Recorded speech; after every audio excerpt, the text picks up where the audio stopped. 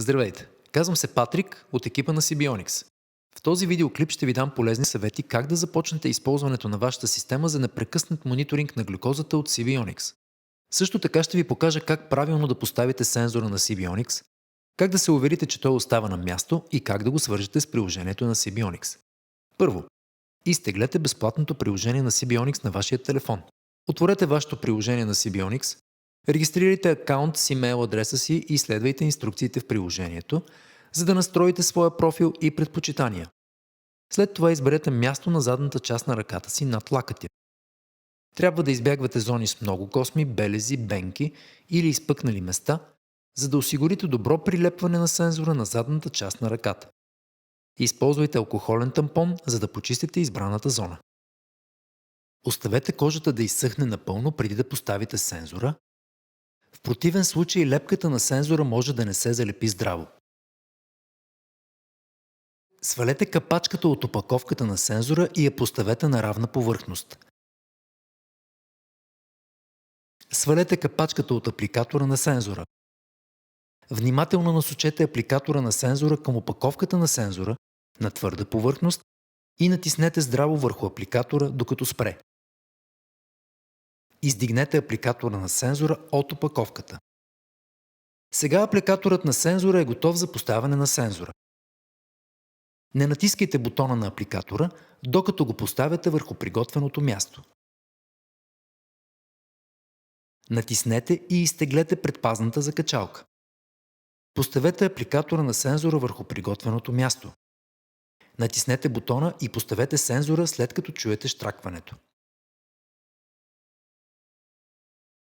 Проверете дали сензорът е здраво поставен.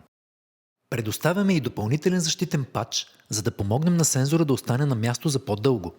Вземете защитния патч и преди да свалите хартийното покритие, поставете го отгоре в пластмасовата част на сензора. И след като сте го закрепили, свалете хартийното покритие.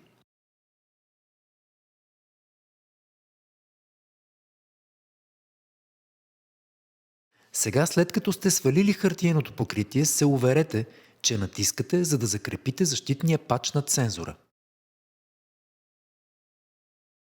След като е здраво поставен на ръката ви, сензорът е готов да бъде свързан с приложението на Сибионикс.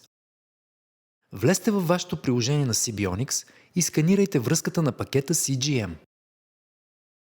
След като свържете сензора с приложението на Сибионикс, изчакайте около 60 минути, за да се стабилизира сензорът и да започне да предава данните за вашата кръвна захар. Няколко съвета за оптимизиране на вашето изживяване като потребител на Сибионикс. Оставете Bluetooth включен и приложението на Сибионикс да работи в фонов режим по всяко време, за да гарантирате, че никога няма да пропуснете никакви данни. Вашият сензор автоматично спира да работи след 14-тия ден и трябва да бъде заменен. Също така трябва да замените сензора, ако забележите раздразнения или дискомфорт на мястото на поставяне. Първо отлепете защитния патч от сензора и след това свалете сензора. Трябва да изхвърлите използвания защитен патч и сензор по подходящ начин. Накрая поставете новия сензор според нуждите си. Това е. Ако желаете да научите повече за вашата система за непрекъснат мониторинг на глюкозата, можете да посетите нашия уебсайт, да се абонирате за нашите бюлетини или да ни последвате в социалните мрежи. Пожелавам ви приятно изживяване при мониторинга на глюкозата с Сибионикс.